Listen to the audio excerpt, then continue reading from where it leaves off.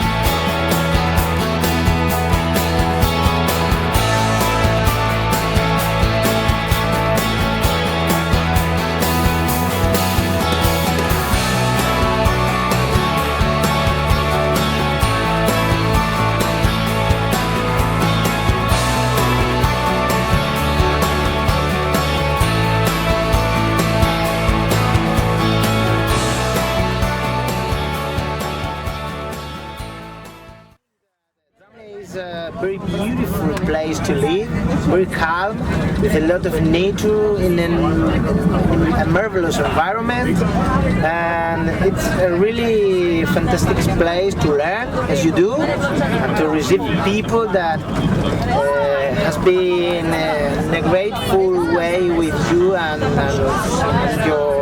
all your family and all the Dramlje families that has been so kind with us. So kisses.